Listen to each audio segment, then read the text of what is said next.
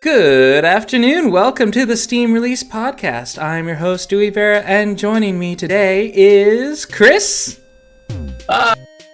Hey, it's me again. Are you sick of me yet?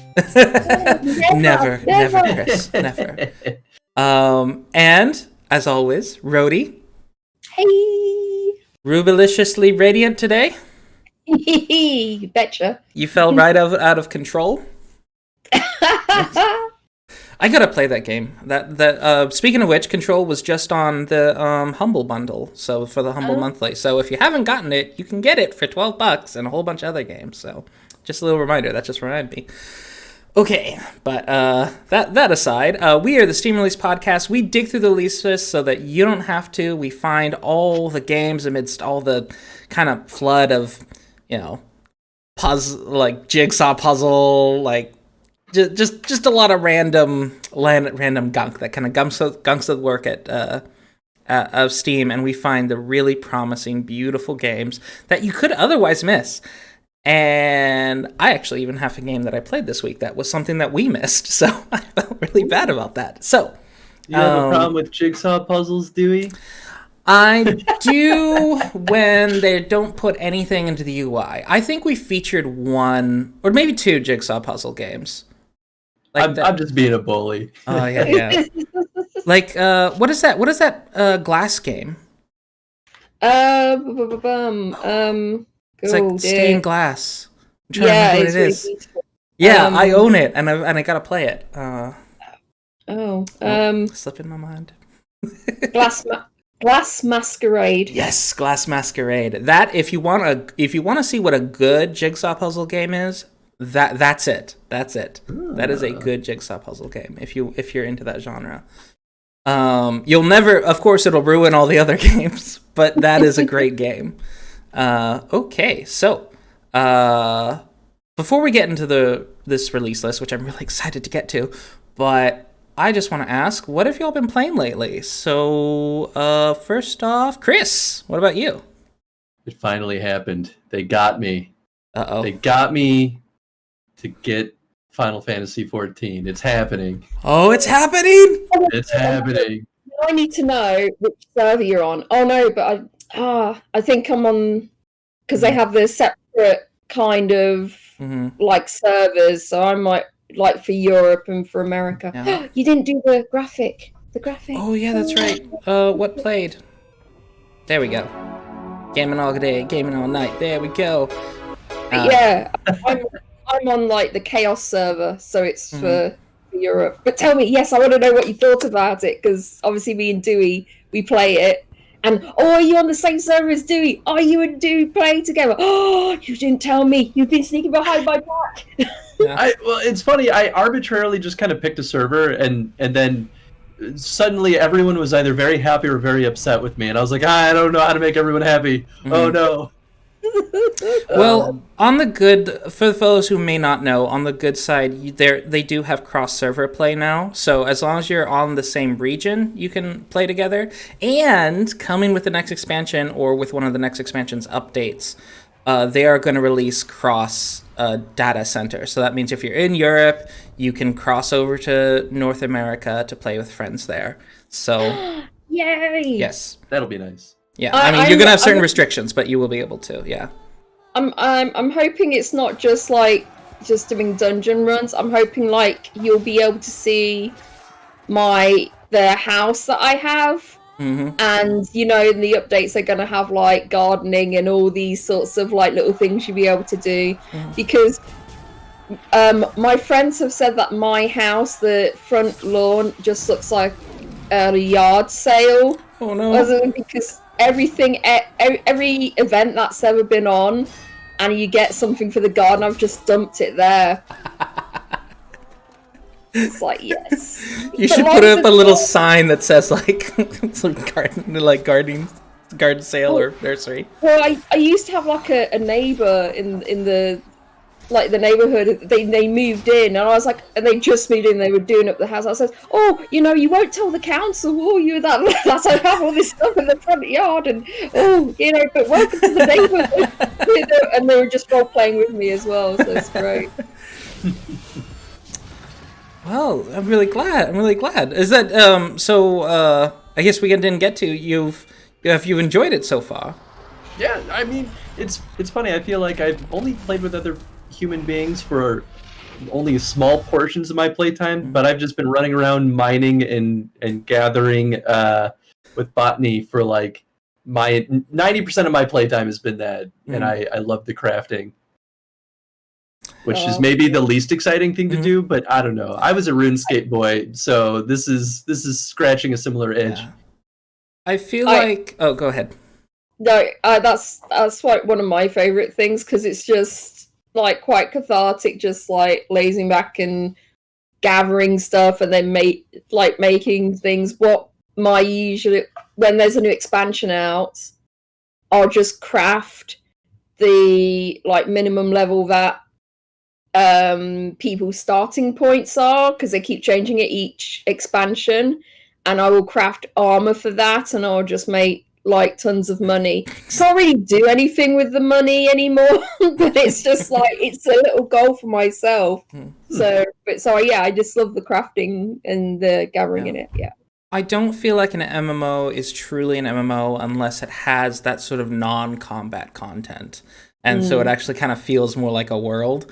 Otherwise, it's just kind of, even though if I do end up playing 90% combat, if there's not that non-combat stuff to do, I'm just not very interested in it as an MMO. It's kind of why I fell out of Phantasy Star Online. It was just like, if you're not doing combat, you're doing nothing. And I was like, well, that's a bummer. Yeah. Yep. Yeah, that's why I'm really looking forward to the expansion with the life changes they're making in the game, and it's just like that. It looks so much fun, and I can't wait till they're going to talk about it in May. They're doing like a fan festival online, so I definitely will be watching that. Well, I'm excited for that.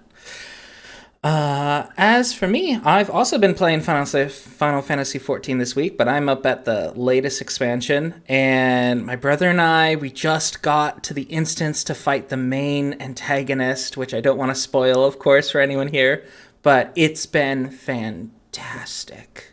So fun. I'm really excited that we're getting close to the climax. We're at the final level 79, and then we're going to be going to the 80 level stuff after this, so I'm really excited. It's been good. But I also played another game this week that we actually missed on the podcast because it's released on March 12th, 2021. It is a free game called Tadpole Tales. This is so fun. It's just a very basic shmup. There's 3 bosses. But the animations are so cute, the music is really catchy, and it actually bothers me that I paid nothing for it, because it is free. But it's so fun. The neat thing about it is, well, it just has a really good balance. Like, as you get more health, you get bigger, and it upgrades your attacks. And it's really basic, but it's so fun. And it bothers me also that people haven't given it closer to 100%. It's got 92%. And reading the negative reviews enraged me, because it's like people who don't understand how shmups work. They're like, oh, you get health and you get bigger, and you get upgrades, it gets bigger, so you have a bigger hitbox, and that makes the game harder. And it's like, yeah, that's called balance. Just kind of raging, because I'm no expert at this game, but I've been able to get up to the second boss, in 4 or 5 tries. It's not very long. Like, I think once I'm able to clear it, it's gonna take like, I don't know, 10 minutes. But you actually have to get good enough and figure out the bosses as you go. So it's probably gonna take me an hour and a half to actually finish it. But it's free, and it's the first game by these devs, and I love it. It's got that kind of almost Cuphead sort of feel of quality. Yeah. And it's so cute, because you're basically cleaning a polluted stream, and so you're shooting out water, and so you have the angry animals come up to you, and then you clean them, and they become happy animals. It's just very cute. I love it. So creative. But yeah, that's Tadpole Tales. It is free. Check it out. Now, Rhodey, what about you? What did you play this week? Well, I want to know, Chris, did you play anything other than Final Fantasy 14 this week? Is there any other games? I started playing Super Mario 64. Oh boy, that game is it didn't age super well, but I'm having fun with it either way. It's been kind of interesting going back and seeing what it was like in the early days of 3D platformers. Wow. I really do like your is it Chrono streams? What Chrono streams, yeah. They just because there are certain games that I remember from my youth, and it's like when I was a kid, and it's like, and you play them, and I'm watching them there, and I'm just like, ooh. But they always have like a charm to them. At least a lot of them do, anyway. Yeah, that's why I love the Chrono streams, though. Is like, even if some of those things didn't age super well, I really love knowing where things started, and to see how much these games and franchises have evolved and like learned from their choices and past stuff. It's fantastic. I'd say this week I finally finished Herald, an interactive period drama. I finished it. It's done. It was only 4.5 hours, really 4 hours, because I was called for dinner, and you can't save it. You cannot save it, so I can't pause anywhere. However, and also the story only got interesting, like super interesting towards the end. So I kind of want to play any next, because it's not the full game. It's only like the first 2 books. I think they want to do 4 books. But yeah, I love the characters, and yeah, and the story is getting really super interesting. But it took 4 hours to get there. But yeah, the first chapter of this game, I thought it was pretty cool too. Yeah, it's like the characters are really the characters aren't nice, but it's very, very slow paced, and so you feel like, okay, when's the overall story, should we say? When's the stuff gonna hit the fan? Yeah, exactly. Yeah. Well, but that's I didn't really play anything else this week, but yeah, I'm looking forward to what gems we've got. Maybe I can certainly add some to my wish list. Awesome. And of course, Kavika, thank you for the subscription, and hello, Gigi. Okay. Next up, we have our Catchup. So we've got our Catchup list, and starting off is the lovely stylized game Dooria. An intricate, hardcore puzzle game within a world that feels both familiar and foreign, allowing you to lust for the solution or meander without aim or a journey entirely of your own.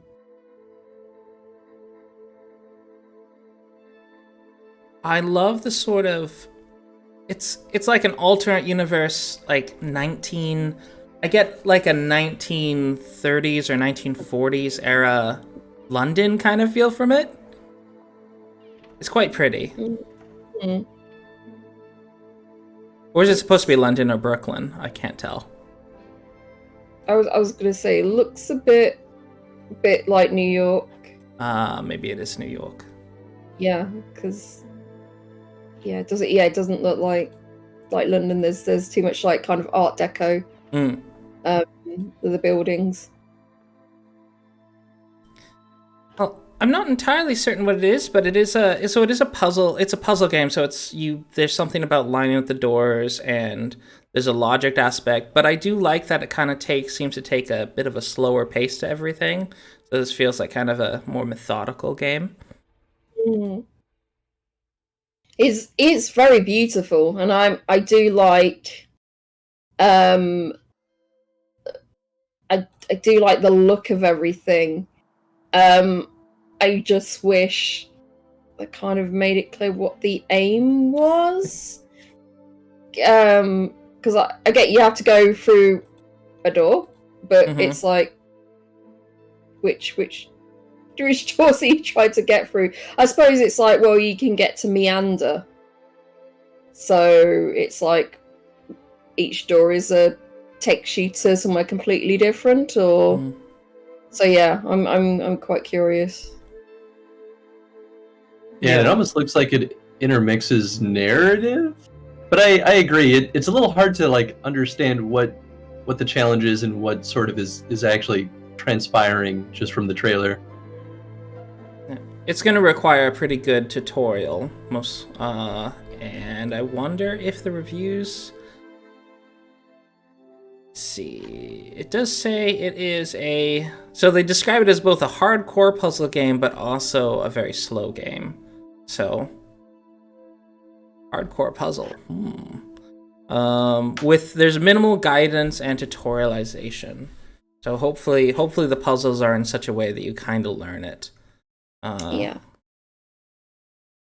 I also wish this was a little bit cheaper as well. I'm seeing like some people like an hour or 2 hours, and it's £7.19. I mean, there's not enough user reviews, so we can't really tell exactly how long it is, but yeah. But yeah, it is $9.99 US and is developed by Paper Atom and is their first game on Steam. But I love the style, and it's enough to make me curious. That's for sure. Yeah. Hopefully more folks will check it out. Next up, we have Death Come True. A new wave interaction movie game where your actions and the ending of the story are determined by your choices. A completely new science fiction mystery in full-length live-action movie format from genius creator of the Danganronpa series, Kazutaka Kodaka. Yep. Yeah, that's actually pretty exciting because I am someone who likes Korean dramas and Japanese dramas. There's just something charming, and this one looks pretty well acted. At least it looks like it's the way it's acted that I'm used to watching J dramas. I'm not fluent in Japanese, so I don't know if it's great acting, but it looks entertaining, that's for sure. Yeah, I mean, this FMV games I love, and it's really interesting how they've put it together, and the interactions that you can do, so you can like pan across and everything, and there are like YouTube stuff on there as well. Or they call it DefTube. So yeah, it's it looks like they've put a lot of money into it, basically, than the other FMVs that I'm used to seeing. This is funny to me too. I really don't care about games like Danganronpa, but this is so much more enticing to me. Like, this looks and it feels like it just looks fun, whereas something like Danganronpa, I don't know, like it just gets weird and confusing and kind of feels more like just a narrative rather than a game. So this feels like the player almost has more control, and I don't know. This seems pretty cool, actually. Yeah, it just looks so polished, and you're right.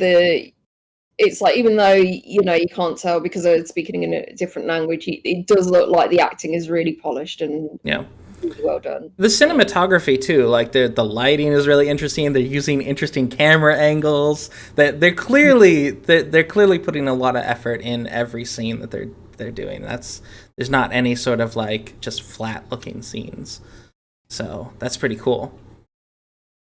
Yeah, and it's there isn't a like English audio. It's only in subtitles. So I think that could put some people off, but for me, it's fine. Yeah, live action dubs are weird because then it's like you hearing the voice, but then their mouth is completely not matching up to it. So I do kind of prefer that it not have a dub because that can just get strange. I was gonna say I share that feeling as well. Yeah. I think the only issue would be is if you have to make like very quick decisions, like in like you had to in the game Late Shift. That was in that was a British made one, but because like they were talking while you had to make a decision, so if you know having to read something and you're not reading very quickly and you're having to make a decision very short space of time, then I think that could be a problem. But I'm not sure if that mechanic is in the game. The game is only about 2 to 3 hours long. So it's not a very long game. It does feel more like a movie. I suppose there is a degree of branching. Most of the time you only have 2 choices, but there is a degree of branching, so you can maybe play it through a second time. But a lot of those branches kind of end in bad ends, at least according to the reviews. So but yeah, it looks really fun. Being only 3 hours, I mean, it's $15.99. I mean, that's a trip to the movies, but I would probably wait for it to be on sale, personally. Yeah, it's $12.39 here, and it is standing at 77% positive with 486 reviews. It's I think that people have like different opinions about what the game should be. So it's like they're saying it's interesting setup but no depth, or it's or that there's like some people have a problem with the acting, or it's I think I would get it on a sale, but it's still it's still pretty good. I still think it's pretty good. I think I'd get it for like $9.99 or something like that. Yeah. $9.99. I would be down for an evening, for just an evening playing that. Especially once my brother gets here, I could see us playing a lot of these games, like debating which decision to make. That'd be fun. I feel like these kind of games, just like watching a movie, I don't like to watch a movie by myself, so I'd rather have another person. I get that. Yep. But yeah, Death Come True by Izanagi Games, which is a studio based out of Tokyo, Japan. Coming up next is another puzzle game, Krystopia Nova's Journey. In the role of space explorer Nova Dune, the player needs to observe the environment and navigate in a typical point-and-click fashion to solve puzzles and progress through the game and figure out the mystery of the mesmerizing planet of Krystopia. And of course, this is a continuation of the Krystopia series. There's another one where it's Krystopia. Is it Puzzle? Puzzle Journey. Yes, a Puzzle Journey. That's the first game. So this is the second game in the series. They need to work on that naming convention. Yep. Maybe. I mean, this looks pretty cute. It's got very Witness vibes to it. I like the look of it. I just not entirely sure about the puzzles. Are they like how difficult they are with the feet? So I've shown a couple of them, or a few of them, and they look fairly easy. So I'm not. Is it because of pacing with the story? Is it like how deep is the story and stuff, and they want you to throw in a few puzzles but mainly focus on the narrative or something? Yeah, what is the focus of the game is always something that's hard to tell until you actually sit down and play it. Yeah. But there are 26 room levels, 15 achievements, and it's of course available in several languages. So I'm seeing anything from like 4 to 6 hours of gameplay, which isn't too bad. No. Not at all, because it's £8.29. It's standing at 100% positive with 17 user reviews.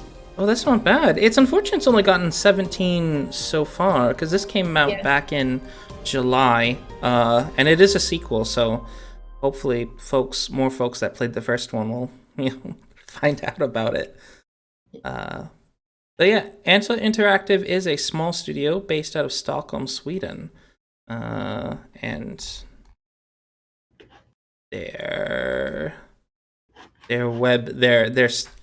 developer page on Steam is not loading, which I'm gonna blame Steam for that. Bring it up. Yeah. But yeah, it looks fun. I like the pastel aesthetic. It has this sort of standard point and click UI going on in some places. But it's very clean looking, and the glows are not annoying to me. So they did not go too far there. So Antler, Krystopia, Nova's Journey, and our final catch-up game is Creaks. The ground starts shaking, light bulbs are breaking, and something rather unusual is happening right behind the walls of your very room.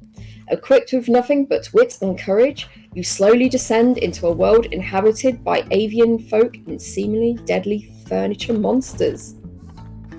I was hoping the whole description would be a sonnet, but it stopped rhyming after the first 2 sentences. But yeah, this one I've seen quite a few folks talk about, in that it's kind of this is Amanita Design, so they made Machinarium, right? Yes. That explains why the art style looks so familiar. I know. It was like scratching like a part of my brain. It's like, wait a second, I've seen something like this. But yeah, it is by the developers of Machinarium. So, I mean, right there, you kind of know it's going to be a quality puzzle game. Although I was never able to figure out Machinarium. I got stuck on that one too. I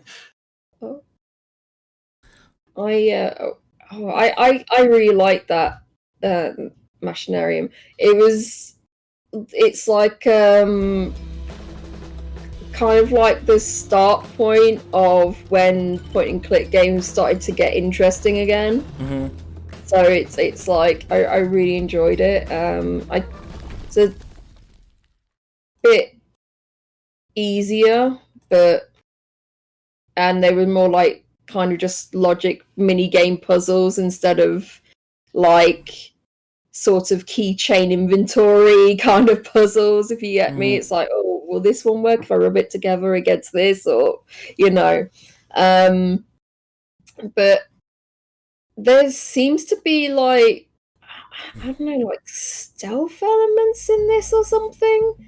I'm not sure, because it's like you seem to like, I don't know, it looks for a moment like something was chasing him and it stopped when he shone a light on them, because it's like there's different, they turn into furniture or something when he puts the light on them. So yeah, I don't know if it's certain creatures have certain mechanics to them, so there's different ways to address them, and there are some avoid monster kind of situations, so it's not it's part puzzle, but there's definitely, this isn't the type of puzzle game where you can kind of just relax your way figuring it out kind of thing.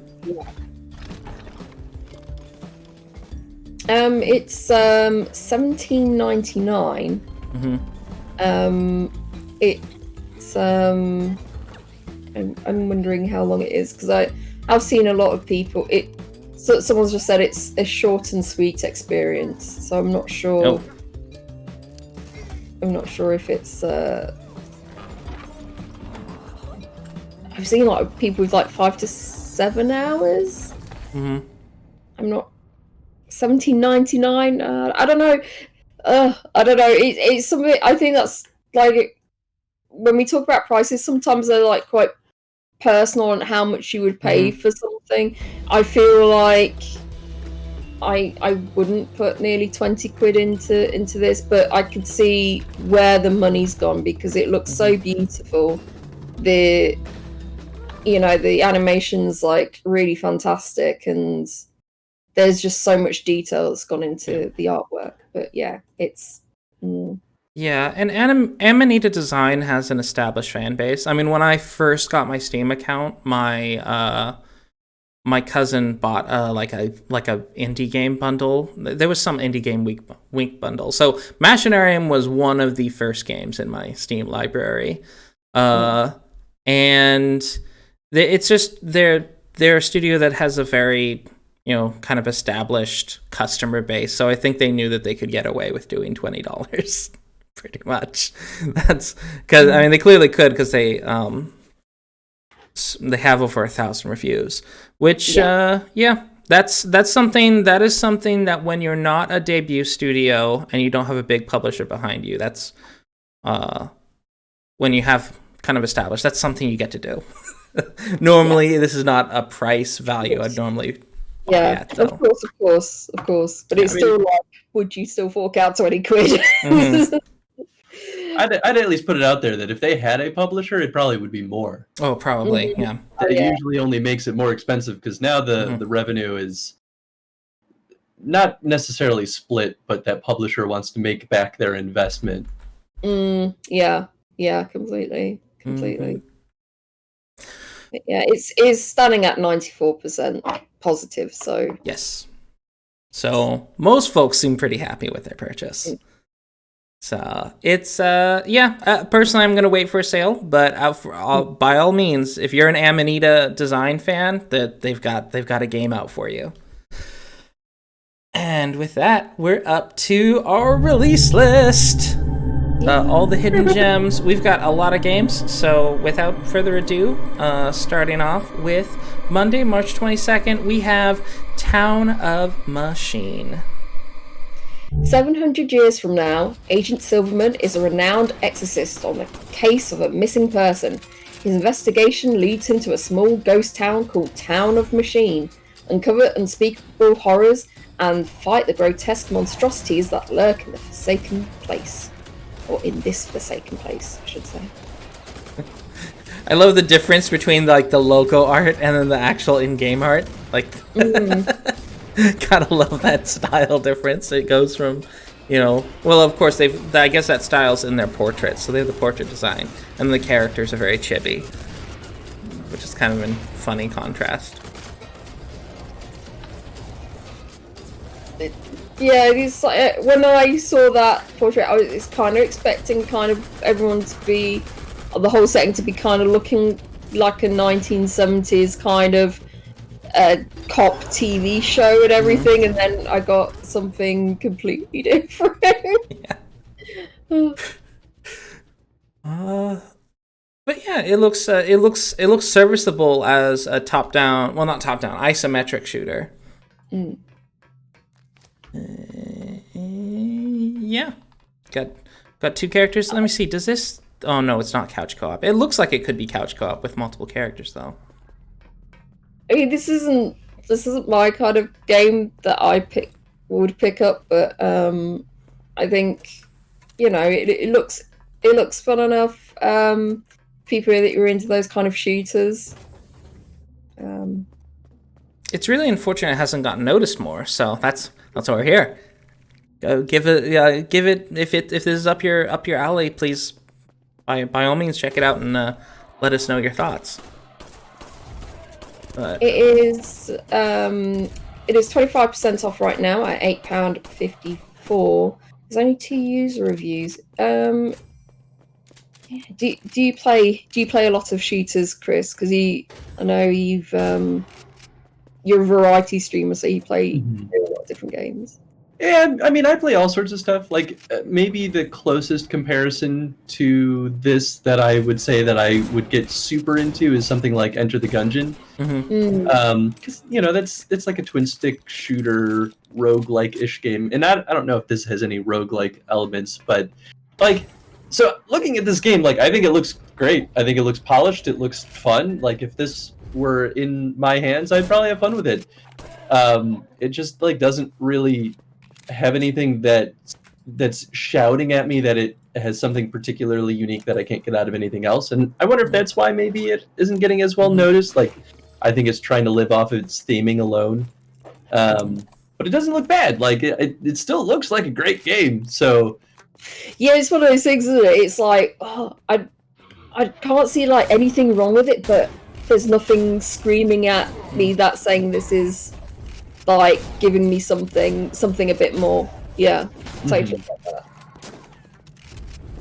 Yeah, it's just that sort of X factor that we sometimes see with games. It's like, oh, this is on the list. There's others like it's like, I think part of it is, so I don't mind the environmental aesthetic, but just when you're looking at the whole picture, it's just not super appealing. There's something to me is missing, but I can't put my finger on it. The UI design doesn't look bad. Yeah. But there's not anything that I'm going like, oh wow, this is amazing looking kind of thing. It's just, it looks very functional and serviceable. Good audio. Yep. Town of Machine. I mean, I'll say it does at least look better than most isometric or twin stick shooters on Steam. Like if you compare it against the macro list of all of them, this looks better than 90% of them. Yeah. But it doesn't necessarily look as good as like the best stuff. Yeah. And I'm certainly alone here, but I would play this before Binding of Isaac. Which is just something I've never gotten the appeal of. So just you understand that level when it comes to my judgment. It's just like, eh. But Town of Machine, and is developed by BlueEagle Productions, which I wasn't able to find much information on when I was researching the devs. So, coming up next, our final game for Monday is Chronicle of Innsmouth, Mountains of Madness by PsychoDev. After an encounter with a dreadful horror, Detective Lone Carter's investigation leads him to a fateful place in Innsmouth. Arkham and the Antarctic investigating a series of deaths and mysteries. Play also as Abdul Hazred and H.P. Lovecraft himself in this Lovecraftian point-and-click adventure. Oh my goodness, why would you hurt my mouth like that? There's definitely a lot of incomplete, like, we're going down this track, and then it just changes to something else. Like, wait, what? Please explain how we got here. Yeah. I am a student of the occult, as you may have heard. I do like when it's actually in the game, I do like the very classic point-and-click look that they're going for.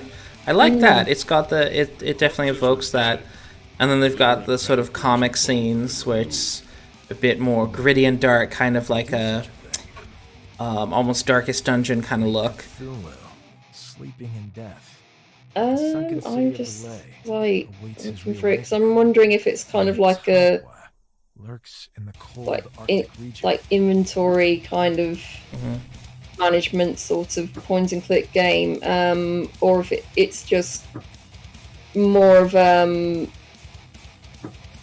like a dialogue kind of you're just going through the story, you're just talking to people kind of dialogue sort of thing, because it's talking about interacting with many characters, and it doesn't say anything about interacting with objects or puzzles or it makes me wonder how it compares to the like actual old like Lovecraftian point and click adventures, because there's a lot of old ones from like the 90s, or maybe I don't remember when they were, but they're old.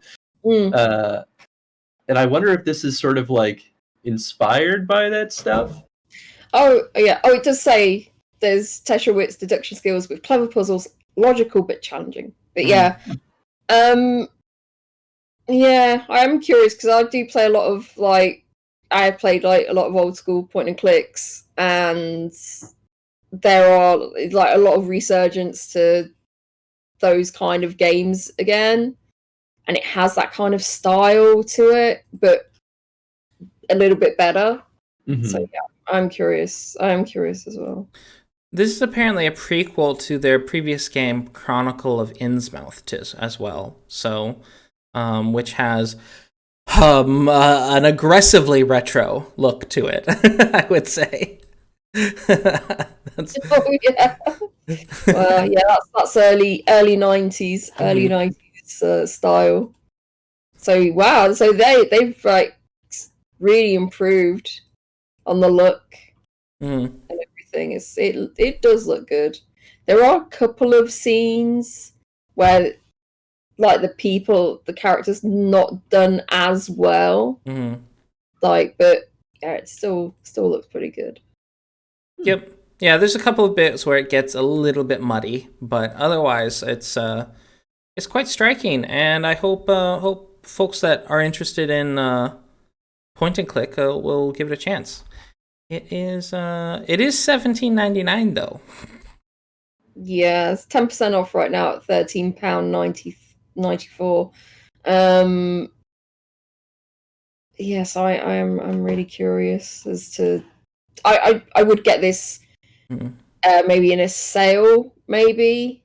And there's not enough user reviews to say whether it is like it ticks all those boxes for the point and click crowd. So yeah, I definitely would wait for a few more reviews before I'd pick this up after being burnt so much with so many bad point and click games. And it's and none of the stories are going to outstay their welcome, it seems, because each so there are 3 stories, and they look very separate from one another because they're different characters, different settings, different times.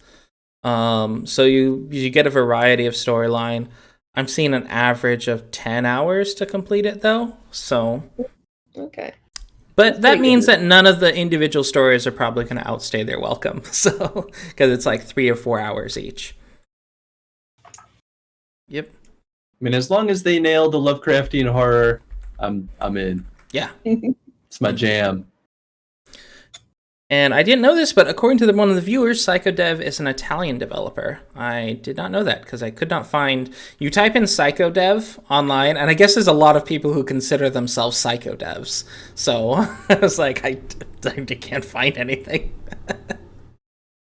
Would you describe yourself as a PsychoDev, Chris? Well, I think all developers are a little bit unhinged. It's the nature of the word. As a quality assurance tester, I firmly agree.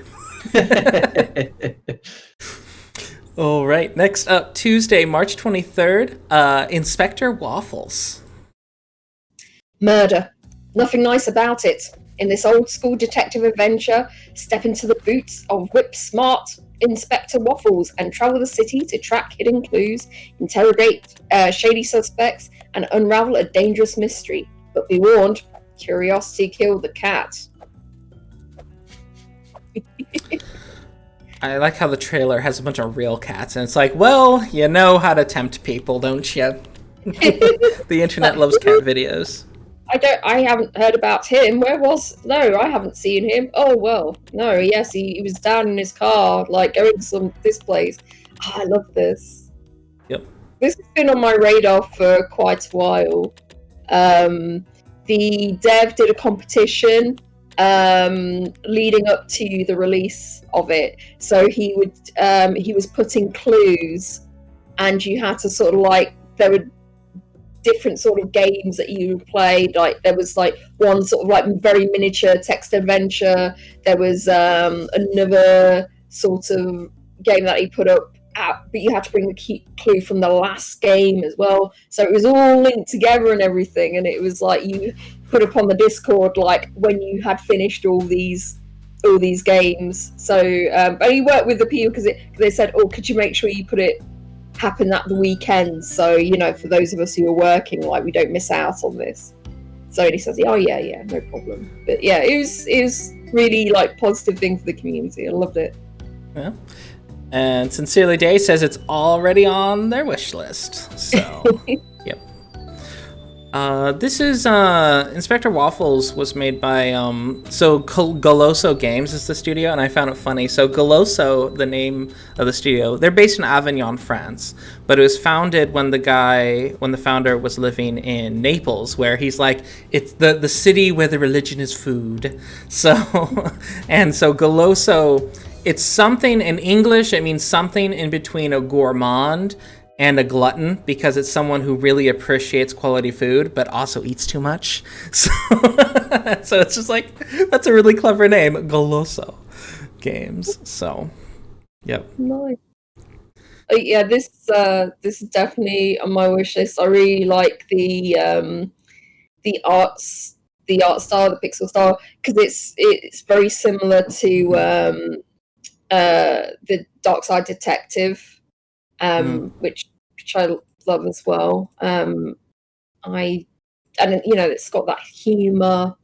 It's just great. Yeah. I can't wait to play it. But being the cheap person I am, it is $10.99. So I'm gonna wait till it just gets a little bit. Yeah. That's $12.99 US. But yeah, it's really cute. I'm not sure that the sort of cutscene, like the 2D art, like the 2D art for the cutscenes and such was really necessary, because the pixel art looks quite fine, but at the same time, the 2D art is really well done. So and it seems to, and you can easily recognize which pixel art characters are which drawn characters. So it's an interesting combination of two art styles for one game. I think the main issue that people have had is that it's very short. Someone has clocked in at 3 hours and 3.6 hours, and they said they'd finished it already. Mm-hmm. So that's like, yeah. It does have a jazzy soundtrack though. And lots of dad jokes. So it is chock full of cat and dog puns. So get ready for that. If you're not into puns, this is not your game. But yeah. So based on the point and click games that we've seen so far, Chris, would this one be going, like, does this one pique your interest? I mean, definitely, if at least because it strikes a similar note as Dark Side Detective for me. Mm-hmm. Like, Dark Side Detective was such a delight.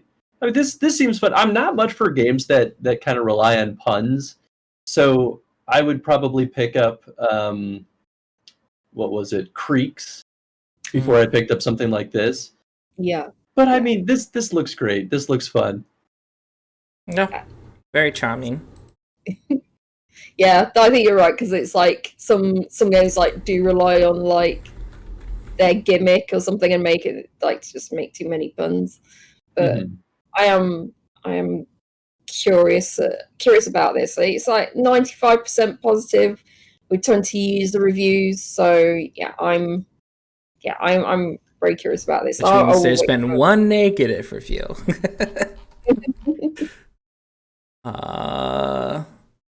And that one negative review says, I don't know, it's okay. I suppose a lot of people complain that, there's not just an okay, it's okay kind of button, but it's like, I wouldn't give it then a negative review. I really wish there was a sideways thumb available. I really wish that was an option. So that way I wouldn't necessarily remove the perfect score of a game, but I would kind of go like, eh. Yes. So, all right. Next up is from Wednesday, March 24th, is Paradise Lost. It's winter, 1980. Simon, a boy raised in a post-apocalyptic wasteland, finds an abandoned Nazi bunker. Will he find what he's looking for? Play Paradise Lost and explore an underground world where Slavic mythology mixes with retro-futuristic technology. Discover the last story on Earth. Oh, I know some people like this is their this is their pardon the French, is their shit. Like this is what they're into. It's really yeah, it's got a great aesthetic. There's not a lot of 3D games that end up like realistic 3D games that have an aesthetic that looks good that's on Steam. I'll just put it that way. Most of the times when I see kind of this realistic 3D, it's like, okay, it's either AAA or it's really ugly. And this is actually quite beautiful. So yeah, I know what you mean. Like, there's a lot of like first-person horror games, and it's like they're so kind of by the numbers, and they all using the same kind of assets, or they're set in this same sorts of place, like an old asylum or something like that. And it's like, and you know which ones have a lot more effort put into this one, or a reasonable amount of effort. And this is just beautiful looking, so beautiful looking, and definitely is very different than a lot of what's out there. It is described as a walking simulator, so I don't know what that means as far as branching. It does kind of imply to me that there's not going to be much in the way of action. It's more about just the exploration. That's pretty much what my guess was too. Yeah, it seems like it's a very experiential type of narrative. Which, I mean, like, if I go through this game and I feel both a sense of wonderment and awe of kind of exploring the space, but also, like, considering the context, like, I want to feel disgusted and horrified by some of the things that I see in there. If it can invoke those emotions, that would be, like, everything I would hope for from something like this. Yeah, it's got to bring something, hasn't it? Like, when you do walking sims, it's like, yeah, it has to have that emotional element, or like you said, like disgust, or like if it's like more horror, like jump scares or some kind of creepiness to it. It's got to have something like that. I'm scared of the dark too. Yeah. And with it being in the walking simulator genre, there's probably not super high stakes going on, so it's mostly just telling you a story. Let me see. Does it say that there's any? Doesn't say there's any puzzles, I don't think. But it does have pretty good reviews so far. And it looks like it's about 4 hours. Someone said that at one point it locks you out of some story parts. Like, at the end, you can only open like 2 out of the 3 rooms, and you don't. And if you pick the wrong kind of rooms, you miss out on like what happened in the bunker or something. Which is terrible. And it says there's no save points when before you make that decision, so you can't go back and try the other doors, which is terrible. Because if you go through that whole story and you want to and you're there because you want to find out the mystery and everything, but you, through bad luck, you pick the wrong door, that's bad. I think that's bad design. Yeah, I guess it really just depends on what that actual narrative piece is, right? Like, you know, sometimes that can lead to a lot of interesting, you know, like different outcomes, right? But yeah, if they're just arbitrarily locking out information, then that could be frustrating. Yeah. It's 34% off right now at £7.51, and it's at 77% positive with 286 user reviews. And yeah, 34% off, $9.89 USD. Which for 4 hours, it's okay. I'm not too upset about that price, but still, it's I would probably get it at a lower discount. But it's very pretty. That is probably the main thing that's tempting me to check it out. Just it looks like a feast for the eyes. All right. Next up is Unfolded Camellia Tales. Nope, that is the wrong copy paste.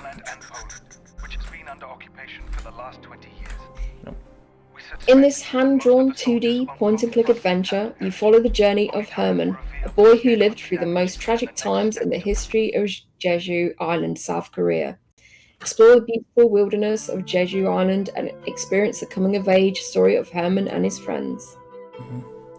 So I know what this story's incident is about. I actually recently learned about this, reading up on history. So just before the Korean War started, there was, of course, the Koreas were now divided between North and South Korea, and there was believed to be, so there was some like communist insurgency going on Jeju Island, and the South Korean government, the U.S. government, and the UN forces overreacted. It resulted in 10% of the island being killed and 30% of the islanders fleeing. So, don't want to spoil the story for this, but this game in particular does touch on the tragedy, but it's not particularly explicit about it. It's more about the poetry, the point and click. But it is kind of this, and this actually never got. The Jeju Island massacres never actually got admitted to until the 90s. So everyone on Jeju Island knew they happened, but the Korean government and the US government denied that it ever happened until the 1990s. Oof. Yeah. So it's a rough historical topic, but I've seen now multiple times that there's now been movies about it, there's now been artwork about it, and it's, now there's starting to be that kind of like recognition, like, hey, this is a part of Korean history. So it's neat that it's now getting addressed finally. but yeah, so that's what this game kind of touches on. No, thanks for filling us in about that, because I had no idea. Wow, it's one of those difficult things when playing a game about historical tragedies, or it touches on those sorts of settings. It's like, do I want to? Am I playing games for escapism, or do I want to play something that's a little more serious, that's based in reality? And I think sometimes that like that guy who made that game, that Dragon Cancer, is it? And he, a lot of he was complaining that a lot of people weren't buying his game because they didn't want to. They didn't want to feel bad. Exactly. They didn't want to play. They didn't want to feel bad. So I think that's sometimes happens with these kind of games. Yeah, no. When I definitely sympathize with that. When you come home from work, you don't necessarily want to spend the rest of the day feeling heartbroken. So, I love feeling bad. So I love games like this. I love serious games. I think, but I mean, as a game developer, I like thinking of games as an art, and art often likes people to feel bad, so I like games that make me feel bad. And that's not a prerequisite. Art can make you feel happy too. I'm not trying to define art right now, but absolutely not. No, I know. Exactly. It's like feel bad movies. Like, some people want to watch those kind of movies, and there's some people that just want to have escapism, and so it's like, I'm really glad that there are games that exist like this. but it's like, Sincerely Day says, you have to be in the mood for those. Yep. Yep. Regarding the artistic aesthetic, I like the kind of simple look. It looks like a serviceable point-and-click design, and the UI, though not very interesting, at least pops out enough. It doesn't distract from what's going on screen. But going on just more of the surface level things. They kind of do the animation's very much like it's a sprite animation that they do with the characters. So yeah, it's there's only like one review that's in English, I think, and they've clocked in over 8 hours, just over 8 hours, and it's 10% off right now at £11.15. So yeah, it's a bit. The price point is a little bit much. Yep. Apparently, there's a lot of there's of course puzzles, and it's focused on like there's folklore that's around Jeju Island for folklore, so it's going to be kind of a different sort of fantasy elements than you're used to, and it also involves poetry, which might be pretty cool. I don't know if it's going to rhyme in English though. So sometimes it's like, oh, it's Korean poetry. It doesn't sound like poetry in English, but I am always interested in. I do like poetry, so cool to do it. It is developed by Kaze, which are 2 devs who are based out of Seoul, South Korea. And yeah, it is Unfolded. That is Unfolded Camellia Tales. Owned is $14.39 USD. So, next up, Night Squad 2 Trials. Oops. Sorry, I brought up a completely different game. No! Let's see. Night Squad 2 is a chaotic arcade multiplayer game for up to 8 players. Fight for glory as an eclectic, night-wielding, wacky weaponry. Sharpen your nightly skills online against friends in this Battle Royale preview of Night Squad 2. Did I bring up the right one? Oh, this is a prequel. Oh, it is? A preview. That's why it's free. Preview. I didn't realize that. Okay, that makes sense. Yeah. That makes sense. Okay, so it's supposed to be... So this is not a full game. The full game comes out on April 14th, so we'll talk about it then. I usually don't include previews. I didn't realize that was what this was. So next up, let's go to Rolling Hamster. Oh, you're fired, Dewey. Fired. Yeah, I am fired. Double fired at this point. Right. Get ready for a revolution in party gaming. Rolling Hamsters, the world's very first racing game that uses only one button. Race with up to 4 friends on a single screen. No extra controllers required. Are you ready to go? Get your hamster rolling. I am really curious about how the controls work in this game, considering they are saying it's a one-button type game. So that can be pretty good. I've played games where that is really good, but I'm not sure how steering works. I mean, my guess is that it just sticks on a path. Yes, on rails, I think, but yeah, just.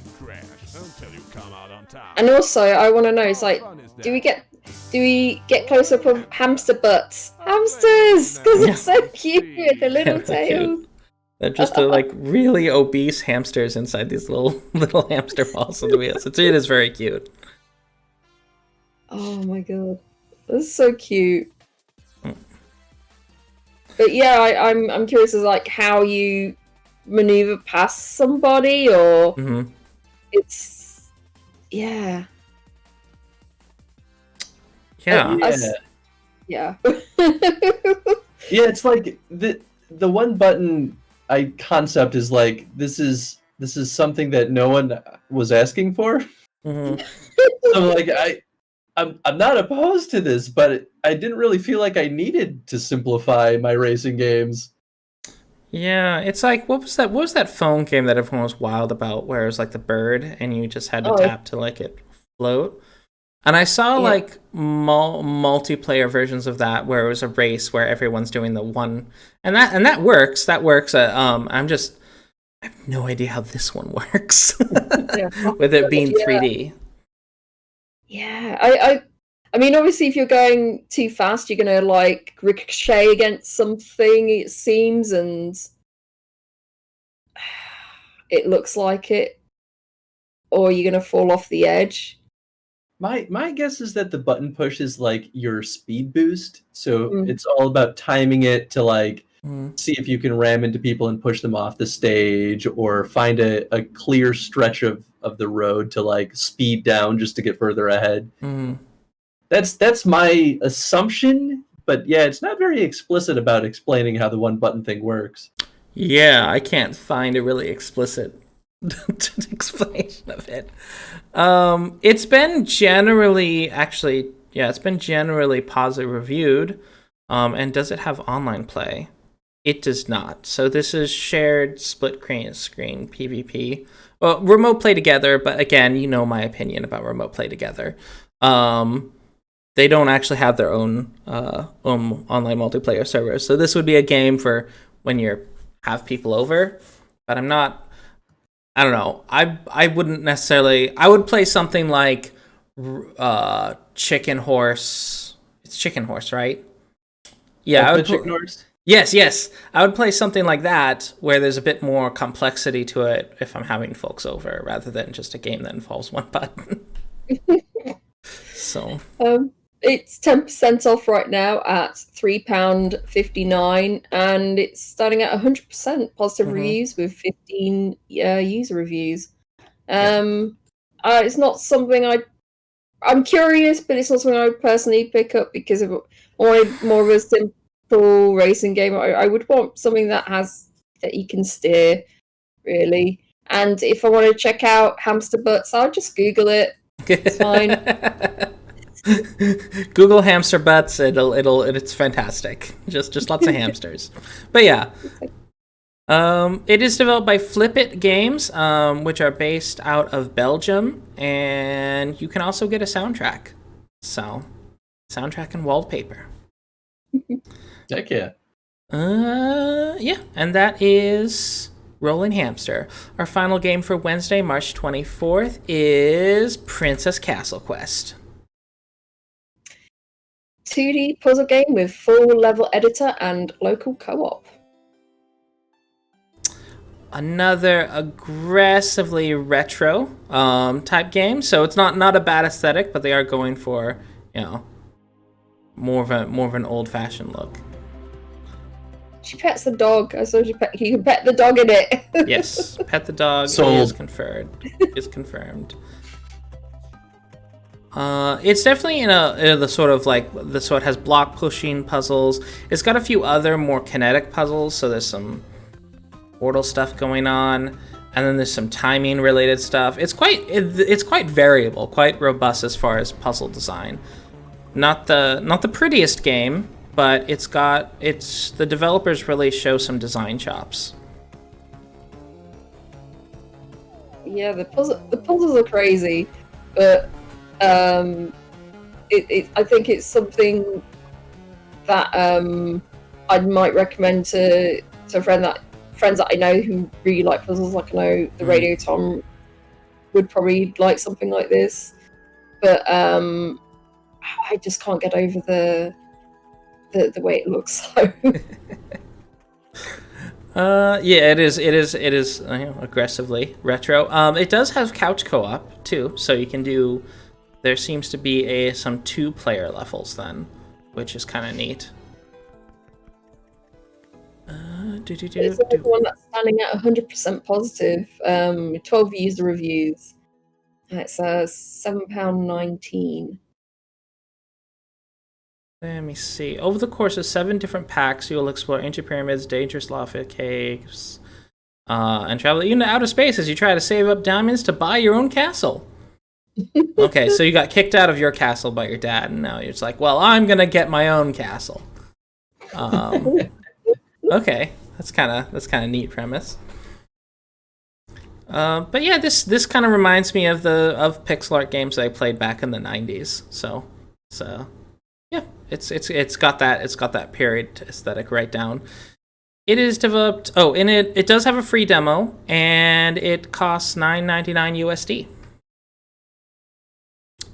And Piggybank Studios is a studio out of Seattle, Washington, and this is their first game on Steam.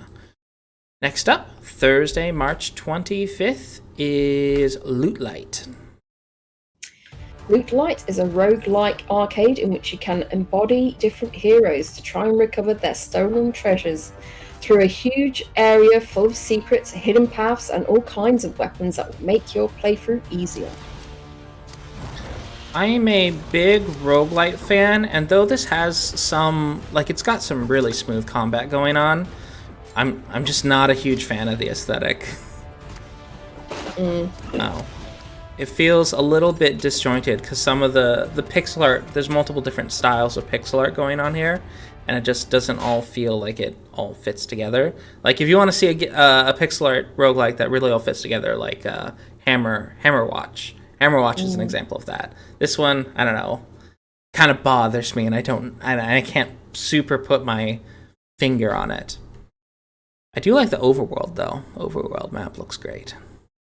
Yeah, I don't know if I share that opinion on the pixel art feeling disjointed, but I actually my opposition sort of is on the combat actually. So I'm the inverse of you, Dewey. Where I'm like, I'm just kind of tired of roguelite games where all of the enemies just are constantly moving in like a straight line toward the player. No, it's like super basic pathfinding programming. I could program pathfinding like that. I'm like, it's just not interesting. So I want more, at least as far as that goes. And they spiced it up with different projectiles and stuff like that, but yeah, it'd be nice if the enemy characters were more strategic. Yeah. But it seems, it still seems fun. Yep, it does, and I'm kind of into these types of things. It's just that I have more roguelites than I know what to do with myself. So, but just wanted to make sure you guys knew that this was out there. It is developed by Isoka Games, and it is their first game on Steam. So, yeah, this game is not in my wheelhouse, so it's not. I do have the like yourself. I have a problem with the way it looks. I wish it did look a bit more. It just looked better. I don't know. Maybe it's just that the environments are a little barren. Maybe that's what I'm missing. It's just like these open fields in the walls. I'm not sure. Yeah, it's funny. I feel like their environment design feels similar to something that akin to Nuclear Throne. Nuclear Throne is also kind of like, it's empty with like a couple of props here or there, just mostly to get in your way. That doesn't really bother me. Like, I think that it keeps the focus on the thing that matters, which is the combat. Yeah. But yeah, it is 10% off. Oh, sorry, go ahead. Sorry, 10% off at £4.67, and unfortunately, it only has 3 user reviews. So yep, and it is $6.29 USD. Next up, Danger Scavenger. Danger Scavenger is fast-paced action, cyberpunk-themed roguelike skyline crawler. Blow up, cut, shoot enemies, robots on the roofs of skyscrapers. Choose your way to higher levels, loot, buy stuff, upgrade yourself, fight against greedy corporations, be a rebel. So they really went for the word salad approach. They give you all the genres, that's to be sure, but I don't know, this looks like a serviceable top-down shooter, a bit more neon-soaked than I personally like. But it's cyberpunk. It's so much neon. So much glow. Tone it down like 50%. But I do like this. So there seems to be like, you can get on mounts. There's sort of multiple level thing where you're going from skyscraper to sky. Thematically, it's very cool. That is very cool thematically. Yeah, the character designs, now it's not too much of an issue because mostly you're isometric looking down on them, but the character designs do look like purchased Unity assets. So I feel like I've seen these characters in other places or characters similar to them. Maybe the artists who worked on those Unity assets did these, but yeah. Top down though, I don't think it's too annoying. Just something I noticed. Oh, it is kind of disappointing that when you someone that notices that, and it's like, oh, couldn't you just just create your own characters, surely? Yeah, oh, well. I mean, who knows? Hey, Maybe man, they easier did. said than done. Yeah. There is a lot of work that goes into 3D modeling, but I don't know. They just look. I feel like I've seen them before in another game.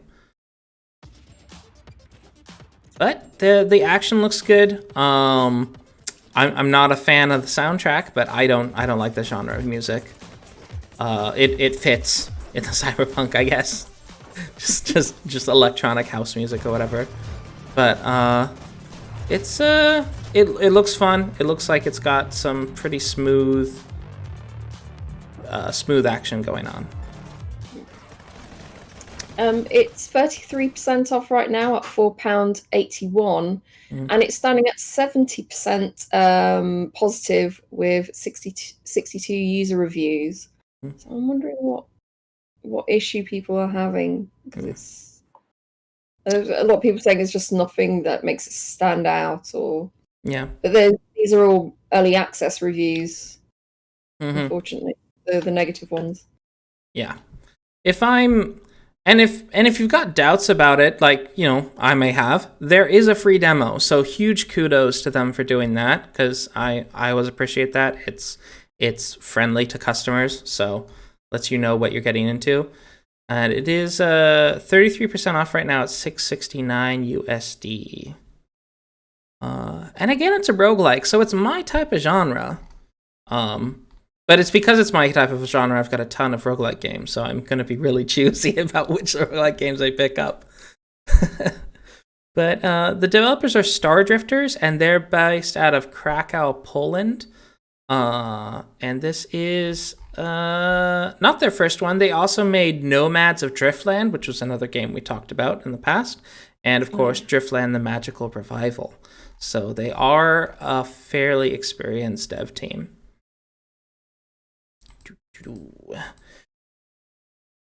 Next up, we have Black Legend by Warcrave Games. A dark, immersive turn-based strategy RPG. Master tactical combat and the art of 17th century alchemy to liberate a doomed city from a bloodthirsty cult inspired by the great alchemist Mephisto. It's ticking a lot of boxes for me. Yeah, I love that narrative setup. But I'm curious about the how they've executed it, because currently it's standing at 57%. 61 user reviews. I've been reading the reviews, and some of it I feel is a hazard of getting in on the genre, because this game plays like, Divinity Original Sin. And unfortunately, we have a sort of, for this genre, Divinity Original Sin is kind of what everyone's going to judge any type of these games against. And I've seen complaints about, like, it's really boring early on, or like later on it's not complex enough, or later on it's too complex. So I've seen a lot of people just kind of like they're just not happy with it. And it's not necessarily objectively bad stuff. Some of it's just, personal taste. There are some issues with bugs. And when I was reading through reviews, there are some just other miscellaneous, like maybe some balance criticisms. But I have to say, I'm really interested in checking this out. It does look really great though, it's so yeah, I'm really curious. I do like Divinity Original Sin 2, but I feel like because when I was playing with other people, like there was too many stories going on all over the place, and it's like, oh, but I wanted, I wanted to see all the different stories unfolding, and it just got a bit. There was too much going on for me. I feel I need like to be able to meander to see everything, and it kind of like, but it also slowed my pace. So yeah, it was a bit for me personally. It was just a bit challenging to be able to see everything. But I'm curious about this. It seems all right. I feel like for me, it's like, well, what are they bringing to the tactical strategy genre? Like, why would I play this over, I don't know, Fire Emblem? If it's just the story, yeah, sure. I mean, that's good enough. But I feel like, especially with tactical games, I'm like, all right, I want there to be some mechanic that makes this feel different. Yeah, I get that. It's got to definitely have something that stands out that makes you go, oh yes, this is definitely worth picking up. Protected by its many trade partners. Yeah, and unlike some other games in this genre, this one doesn't have as much replay value because the storyline is more linear. There's not as many significant paths you're going down. Which again, it's a hard ask to make of an indie team, because Divinity Original Sin, like, there are like 15 different ways you can finish the first island kind of thing. And so you can experience an entirely different story each time you play through it. And the amount of hours that go into developing something like that is just absurd, especially for a more indie team, if they're not going to spend 20 years on something. So I feel like they made a manageable version, a manageable tactics game that I have to check it out. I really do have to check it out. I wish there was a demo. I think that definitely would have helped. Because I think what's also hurting them is War Cave. They've made one other game before, and that was War Party, which also got mixed reviews. And they're selling this for $30. I don't know. $26.99 on sale right now. Yeah, This is like a AA price, so it's 10% off right now at $22.49. To be fair, it has a AA look. It does have a AA look. But yeah, War Cave. It is developed by War Cave Games, which is a studio based out of Belgium. Next up, Dandy Ace. Dandy Ace is an over-the-top action game that follows this fabulous magician seeking to combine and use his magical cards, fighting and looting his way to defeat the green-eyed illusionist and free himself from a cursed mirror. Wow. So this is sort of an example of what we're talking about, games that bring an interesting gimmick. I don't know if this game is at all good, but the whole like mechanic around it's an action game where you pick up different cards and you have to play those cards. So it just adds an interesting sort of collectathon thing. It just combines elements from two different games in a way that I've not necessarily seen done in this particular way. So yeah. I do like the look of it. The character looks like the magician from Howl's Moving Castle. Yeah. Yeah. I can see that. I desperately, I don't think they did this, but I desperately want this game to have deck building like mechanics for the game. So you have to play the cards based on what you currently draw, and then you play a card, you draw a new one. It doesn't look like they do that, but I'm like, it's such a missed opportunity. I feel like that would really make this shine as something very unique in the roguelike genre. But that's okay. Yeah, and that is actually something. So the new ARPG coming out of Wizards of the Coast, it's basically Magic the Gathering ARPG. That's what it does. You have a set of cards, and you have like 4 different skills, and you play a spell, and then you draw a new spell. So you don't necessarily know you have 4 different cards in holding, and like as you play it, it's like, well, I've got a new card, so now I've got to figure out which one do I want to use, kind of thing. Yeah, so that sounds great. That's something they're doing there if you're looking for that. So it's 10% off right now at £13.94, and it's standing at very positive with 87% and 177 user reviews.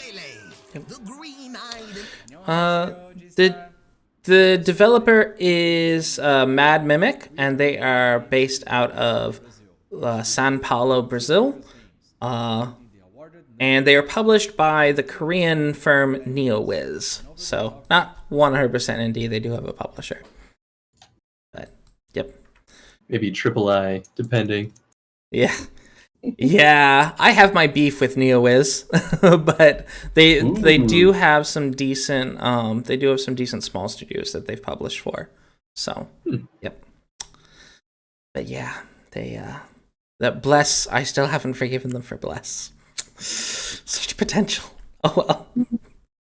Oh well. But yeah, Dandy A seems to have its own style, and that is neat. So, and it's $17.99 USD. Next up, Empires in Ruins. A most offensive, defensive, grand strategy game with a black humor-infused plot set in a grim, delusioned world. Quell the rebellion, tame the western marches, disobey your orders, and save your brandy. Not strictly in this order. Oh, what a bloody surprise.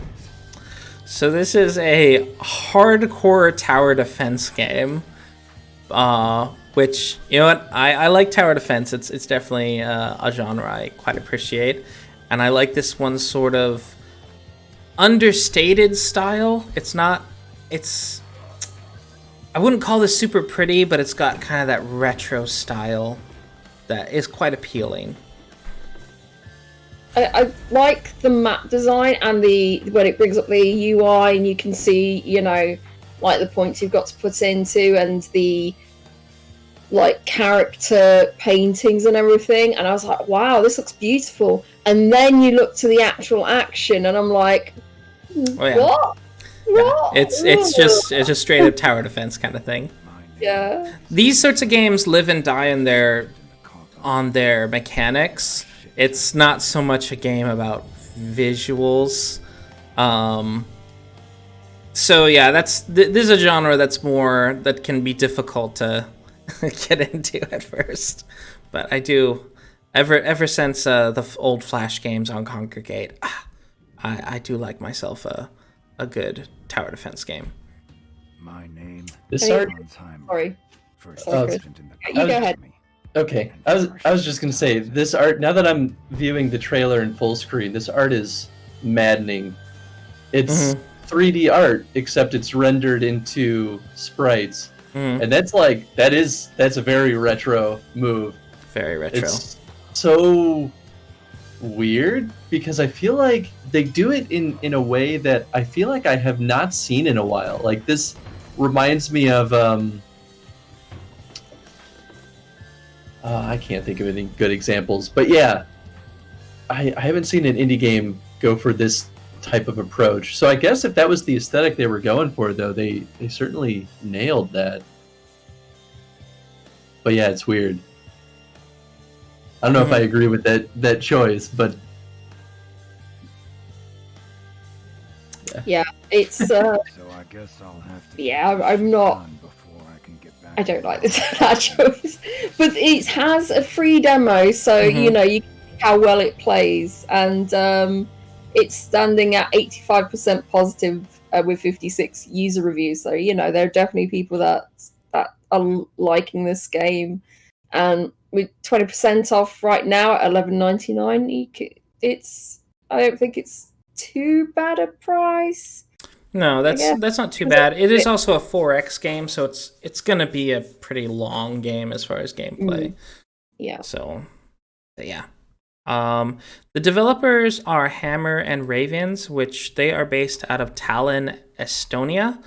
They also made Headbangers and Holiday Hell, and Razorwire Nano Wars. So they've got a few games under the belt on Steam already. Yeah. Alrighty. I'm going to have to check out the demo, so I'm going to add this to my wish list and check it out later. Next up, Game of Mafia. Game of Mafia is an adventure game set in New York City in the mid-1920s. You play as Frank, an ordinary postman whose quiet life changes dramatically when he meets his old friend. Opening your own bar sounds so much better than delivering packages for the rest of your life. So this looks like it's got the point and click aspect, but then there's also the restaurant managing thing going on. See, I was like drawn into this. I was like, ooh, this looks interesting. But then I saw the fight sequences and I was like, no, absolutely not. Yeah. Yeah. Yeah, they're definitely tapping into multiple genres here to get the beat 'em up stuff, the shoot 'em up, as well as the management.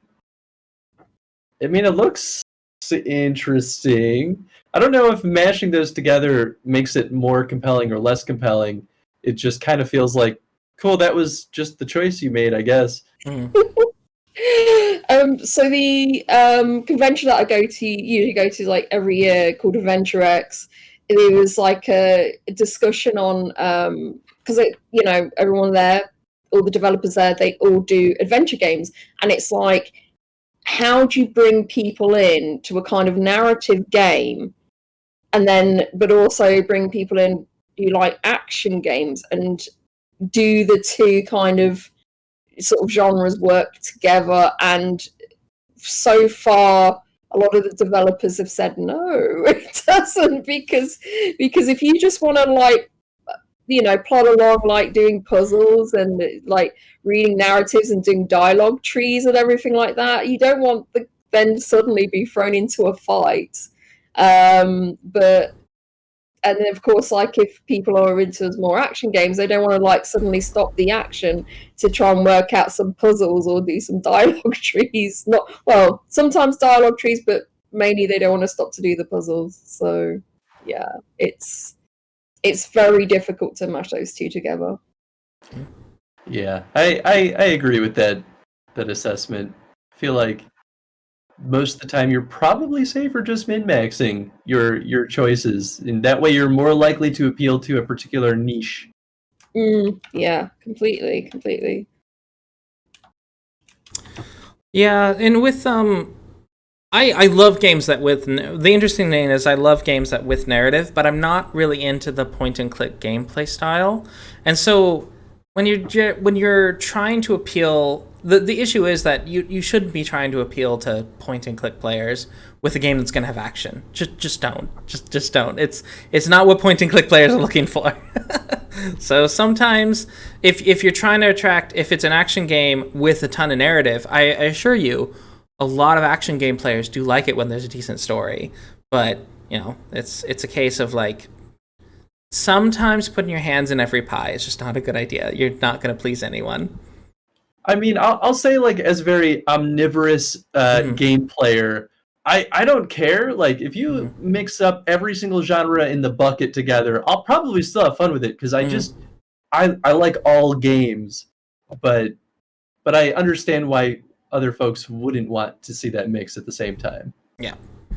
Yeah, especially if it's marketed in a way where it's like, this is a point and click game. Where it's like, oh, that's not just what this is. But yeah, this is quite a variety of stuff going on, and it does appeal to me because it does have a decent variety, but I feel like it would hurt its ability to reach an audience. Yeah, but saying that, there's 30 user reviews and it's standing at 86%. So yeah, they definitely are enjoying this mashup of genres. Yeah. It's 10% off right now at £5.21. Yep. Coming up next, another sort of genre mash, but in genre homage, I should say. Looking for Heals. An action roguelike inspired by MMO healing mechanics. Heal, shield, and resurrect your way through procedural dungeons filled with powerful items, deadly enemies, and most incompetent party imaginable. I love this. Yeah. I do main healers in MMOs, and I've played like a mobile game where it's basically just their health bars and like some like text of what the party's saying and such. And I'm trying to remember what it's called. I think it's Dungeon Healer or something like that. And it's just like, oh, I gotta use this heal skill. Gotta use this. Oh no, the party's all dying. And so it's because that's ultimately what healing is you're looking at everyone's health bars, going like, okay, click. I do like games that kind of give you that experience, because when you're in a lot of single player games, there is no healer route. You're a DPS or you're a tank. I always like it when there's a real healer option. Yeah, this is very unique, and it's if you're all the NPCs are like the tanks and the DPS, and you're there. They say they're completely incompetent, so you've got to like make sure you got your finger on the button, like ready to heal everybody. That's how it does sound like a lot of fun if you're like a healer, or you wouldn't mind trying to play as healer, but you don't want like the aggro if so-and-so dies, or if the tank dies. It's like, well, you're not healing properly. So yeah, maybe you want to pick this up and see how your healing skills are. Ooh. I also see like you can choose different skills, so you can end up with pretty cool rotations. Like you can end up doing chain healing. It looks like there's a variety of stuff you can end up speccing into. That is awesome. I like that, because you only have 4 skills, so you have to pick which four you're going to use. Ooh, that is really cool. It is 20% off right now at £5.75, and it's the recent reviews, because I think this has been in early access. It's starting at 88% positive, 17 users. Overall, 82% with 57 user reviews. I'm not a super big fan of the color scheme. I will say that it's got the color and lighting is a bit over the top, but at the same time, I'm not super offended by it. I just feel like they could have gone a bit more toned down, and it would have been an improvement. But it's the VFX for me that makes me feel that way. Mm-hmm. Yeah. Yeah, pixel art games that use like full rendered VFX, and like, no, stop it. Is even Octopath Traveler kind of off for you then? It took some adjustment for me to get used to that, but Octopath is a lot cleaner in how they do it. Yeah. The most common use of it is how they handle lighting, but the way that they did the pixel art makes it feel less like pixel art.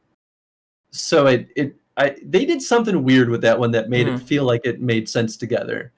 Yeah.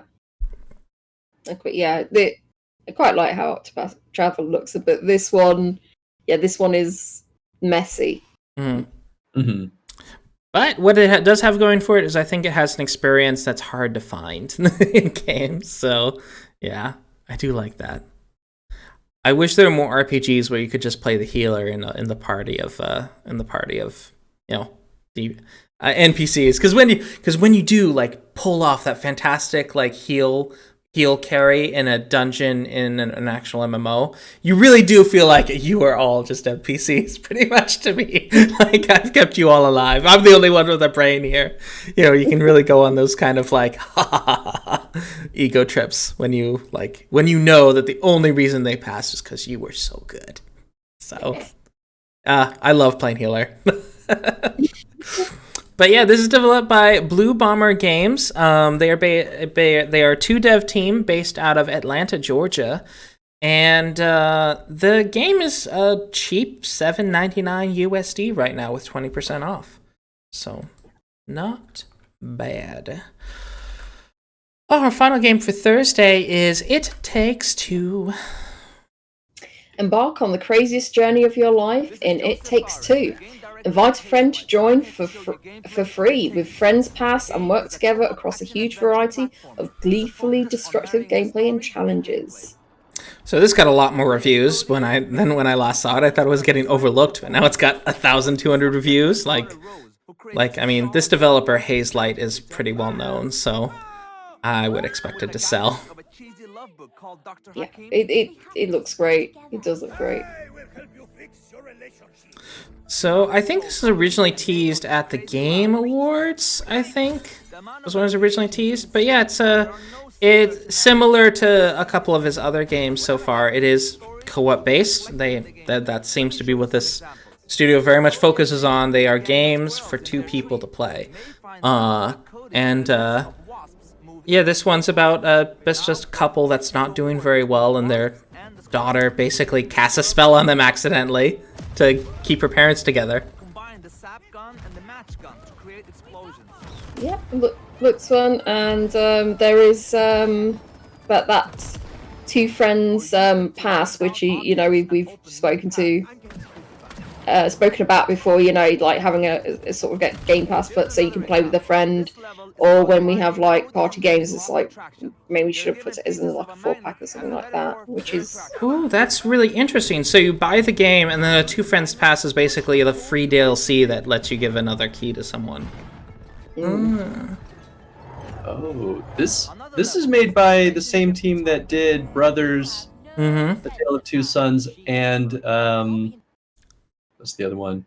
A Way Out. Yes, A Way Out. Yep. Okay. I mean, like, as far as co-op games go, they know how to do it.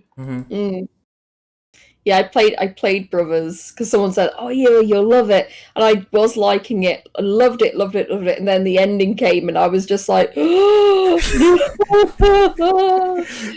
the one reason I have not played that game, is because I know I'm gonna cry. Because apparently everyone tells me that the ending though. I'm like, yeah, I had to go at the person who recommended it to me. So why would you do that to me? Why would you do that to me? What have you done? But yeah. LootLite Games is based out of Stockholm, Sweden, and has an extremely eccentric lead designer. So he's like also a filmmaker. So he's just imagine your stereotype of like the director artiste, and that's him, but a little bit more eccentric. So he's quite a character. I mean, it's $34.99, but that's we were saying earlier. This is published by Electronic Arts. Yeah. So it's not an indie. Really. This is not really an indie, but I thought it wasn't going to get noticed when I saw it, and it had like barely any reviews. So it's like, oh, people have forgotten that this has come out. So I did it, and I guess people noticed. So,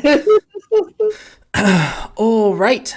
Our final day of releases, Friday, March 26th, starts off with Sir War-a-Lot. War-a-Lot. A 2D action platformer where you explore and fight your way through various locations in your quest to kill the monsters who wronged you. Upgrade your skills and abilities along the way and take on the challenges that come your way as the bad-tempered, sword-throwing Sir War-a-Lot. This is such a weird sentence. The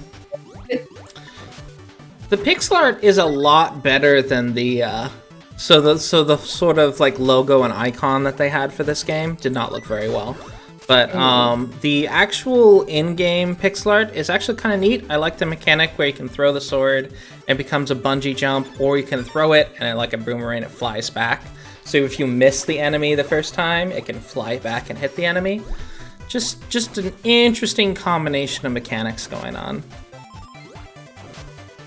Yeah, I agree. I really like the pixel art in game. I think this is one of the better looking games that use pixel art that we've looked through today. I think for me, the physics of the game is the part that looks a little bit rough. It's definitely not something that would totally put me off, but like if top tier of game physics or like 2D side-scroller physics is something like I can't remember the name of it. That ninja game. Ninja Gaiden? Well, no, it was an indie one. The Messenger? The Messenger! Yeah. Top notch. Seriously, one of the best 2D physics I've seen in a game in a very, very long time. So if that's top tier, then, this probably falls just a few steps below that, where it just, kind of feels unpolished, but doesn't seem enough to dissuade me from playing it. But it looks fun. Like, it looks good. It does look floaty, but it's not floaty to the degree that I would. It's floaty, kind of like. Did you ever play Braid? Yeah, Braid was pretty floaty. Yeah, it's kind of floaty like Braid, and Braid's still a good game, but yeah, it's. I would rather it not be as floaty. Yeah. But yeah, that is Sir Warlot. It is by Studio Cypix or Cypix. They also made the game Grid Gunner, which looks significantly less pretty. So I do give kudos to them for developing their style, their pixel art style. So, yeah. It's £9.29. I'm questioning the price of it, but. And that is $11.99. I kind of wish there was a free demo.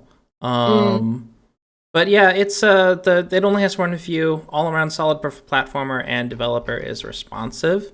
What they said, they have already pushed out a patch, version 1.1.2. Just minor improvements and small fixes were uploaded by playtesters. So they that is actually quite cool that they were pretty responsive in getting bugs fixed. So. Next up, we have Kaze and the Wild Masks. Go on a journey as Kaze in his 90s classic-inspired platformer.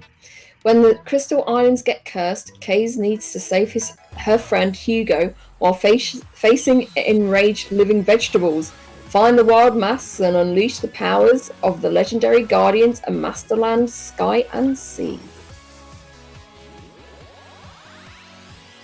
This has got some intense Earthworm Jim vibes.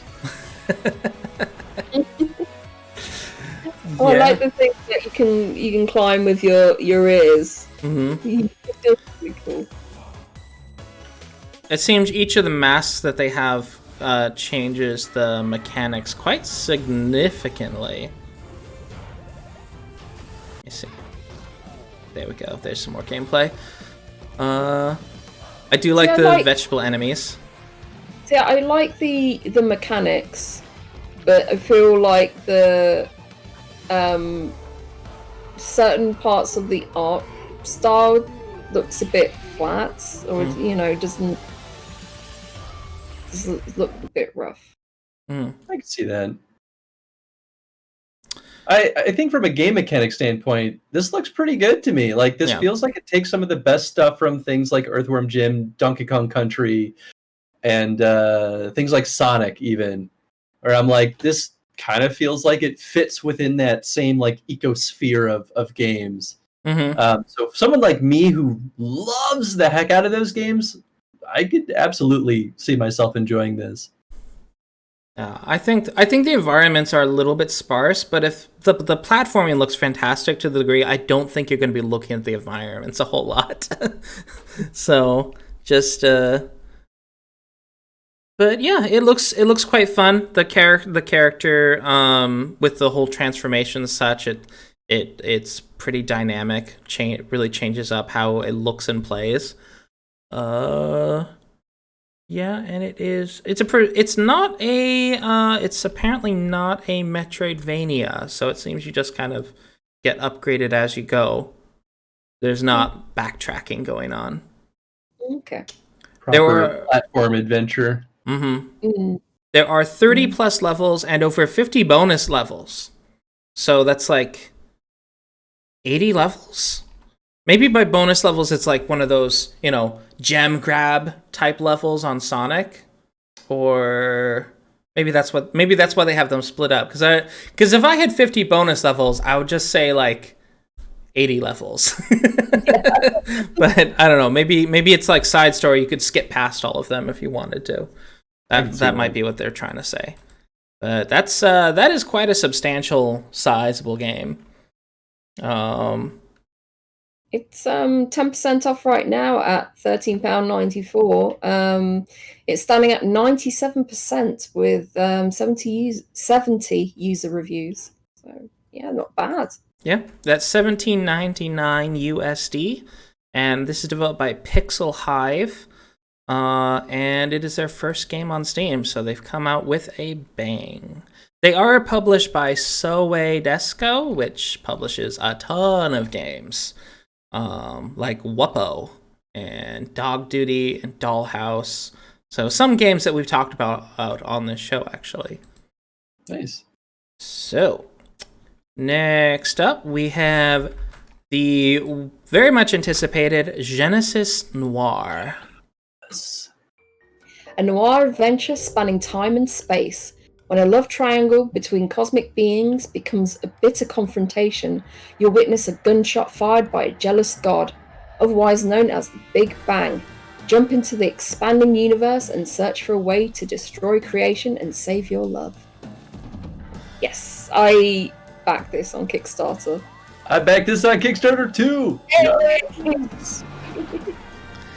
I feel like I've heard about this game for so many years, so it's really cool to finally see it out.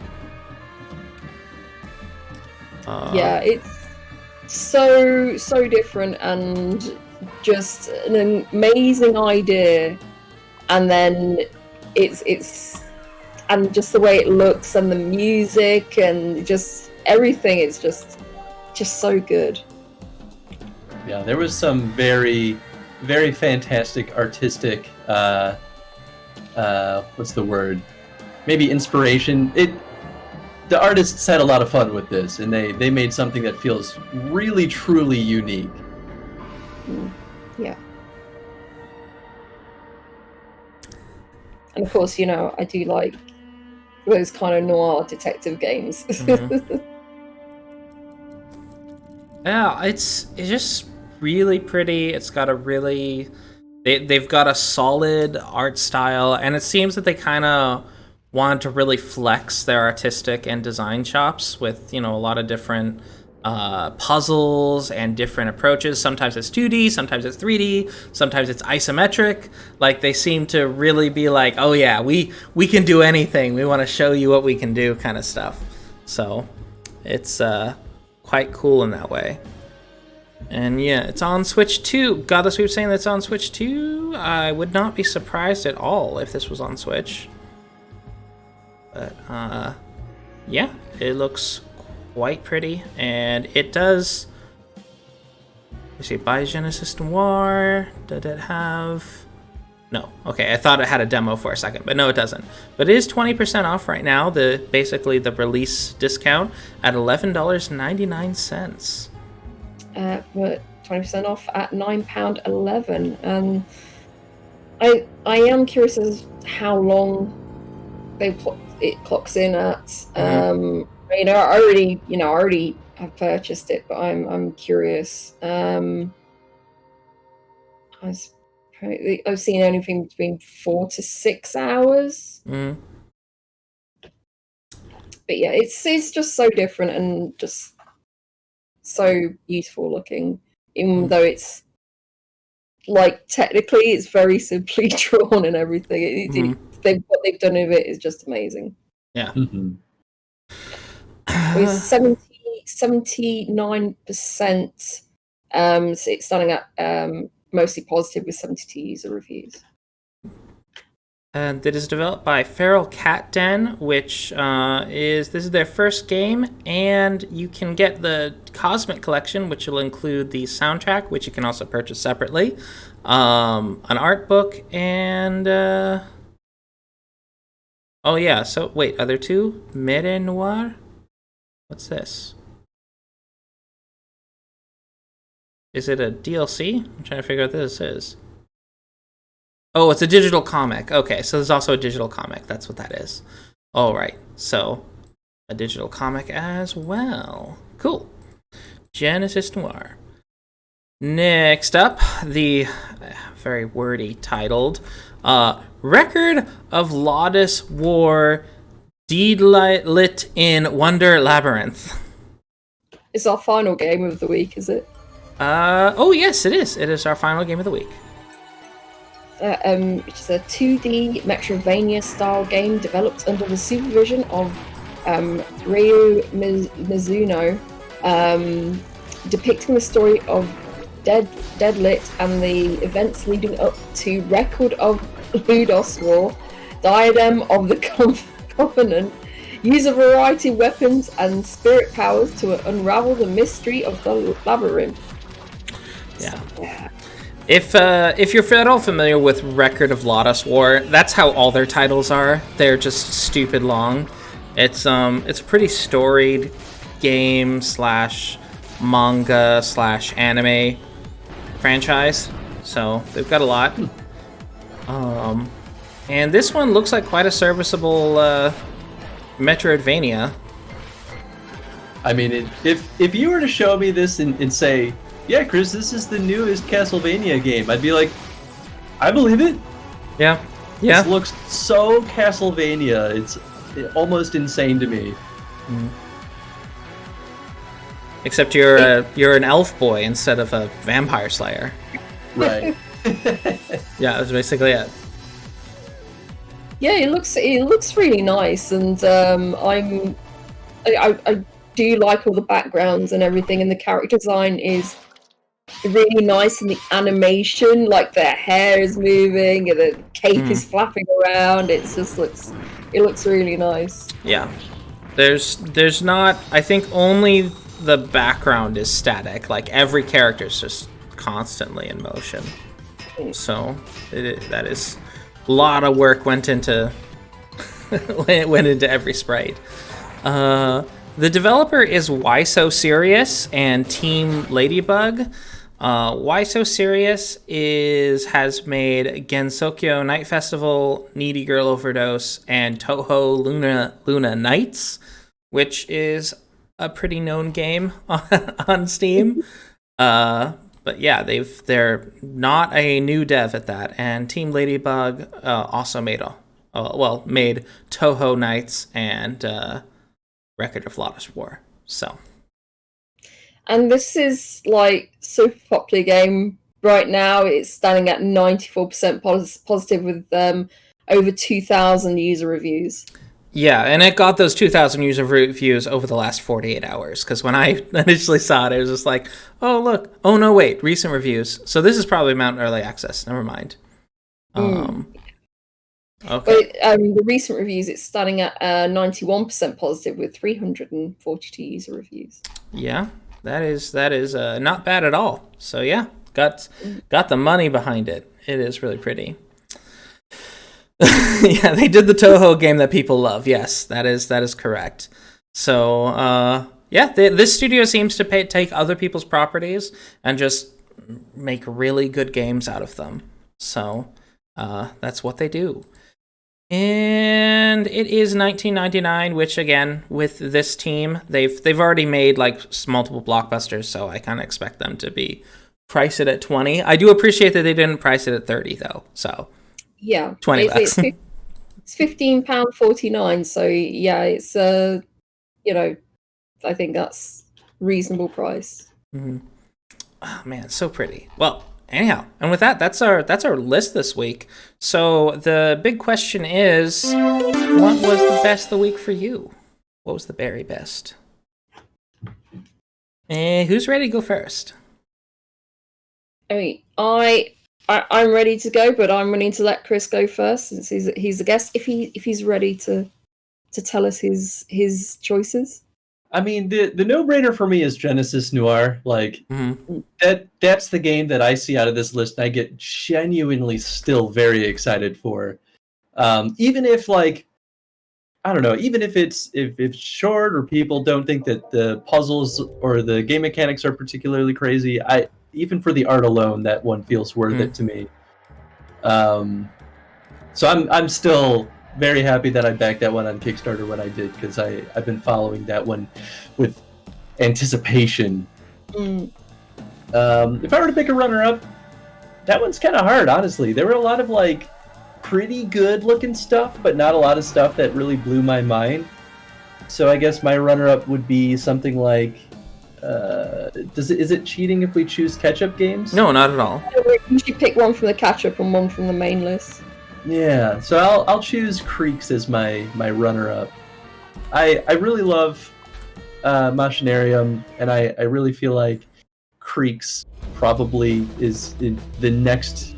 Well, they've made a couple of games since then, but it looks like it's a great next evolution of their games. And Radio Tom and Godless Weeb would both have you as their pick of the week. So hope that makes you feel good, Chris. Oh. So now they're gonna have to fight it out in the chat. Yeah. What about you, Rhodey?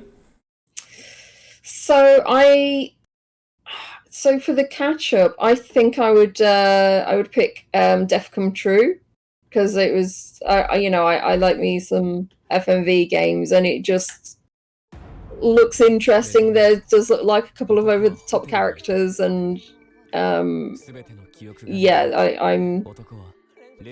curious. I'm curious as to how it plays. I would wait for definitely a discount on that.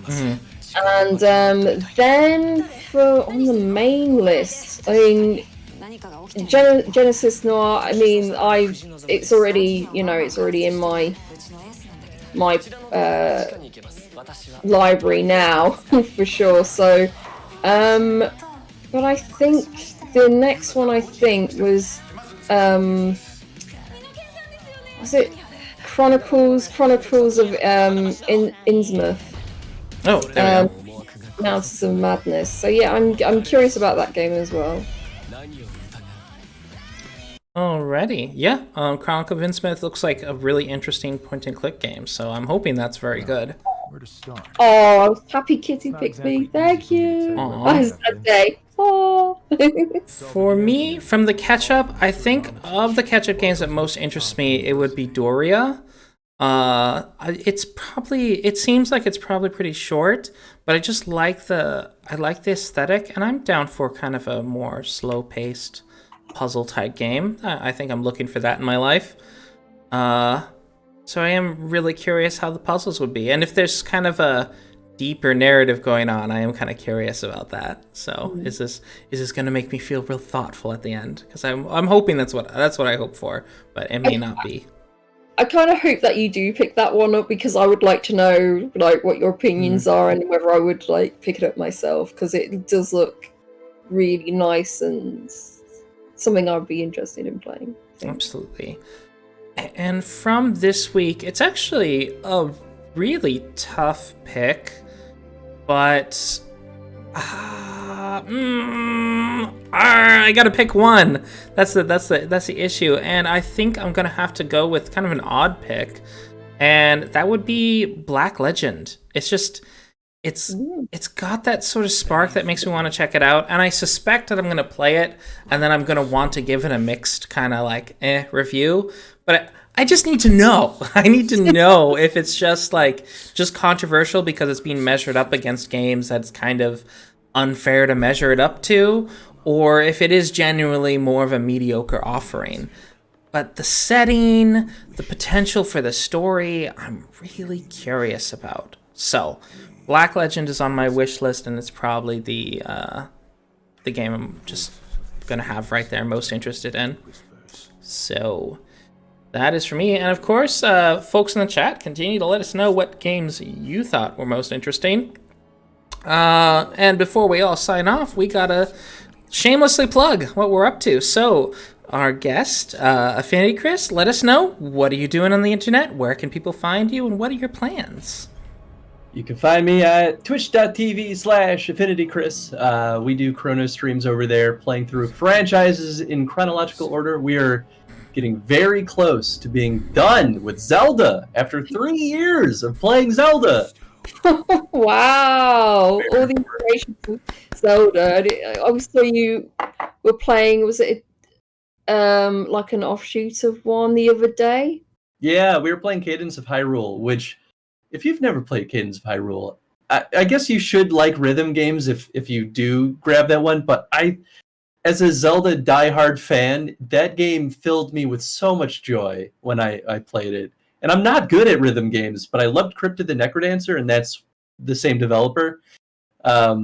So good. But the next one up is going to be the remake of Link's Awakening, which I'm pretty hyped for. And we're also starting the Jack and Daxter series, which I already have the whole pile of games sitting on my table over here. So I'm excited to jump into those ones because I love those games too. Nice. I especially love your series once towards the beginning because I didn't get into gaming for the most part until I was an adult and moved out.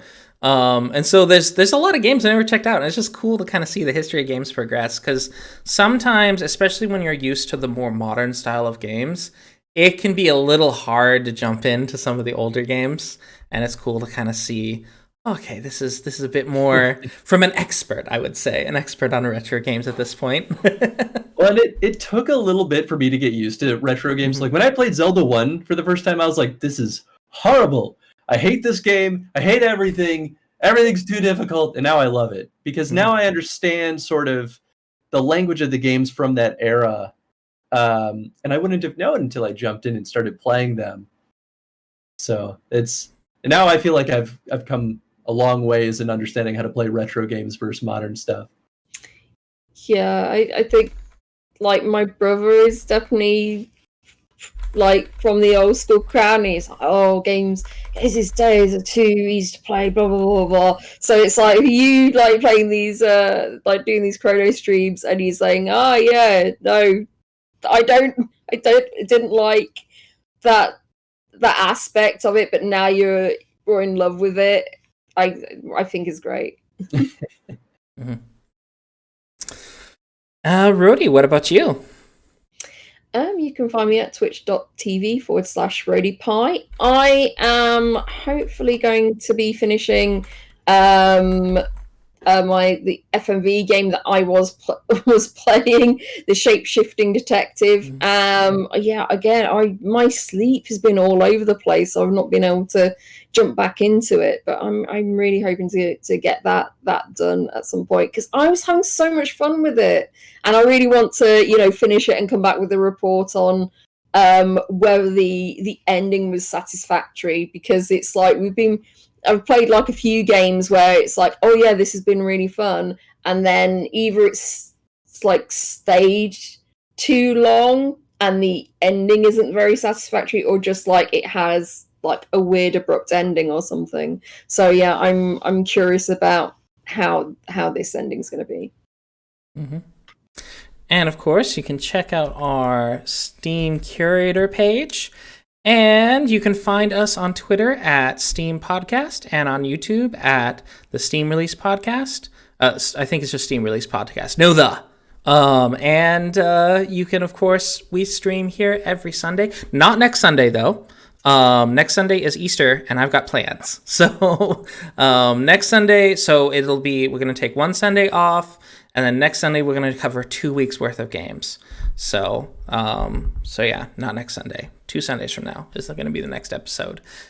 And yeah, just follow us, and also on the YouTube, this will be up there, and on a VOD if you missed any of the games. With that, thank you so much to everyone who showed up live, and of course to our YouTube viewers. Farewell. Please like and subscribe.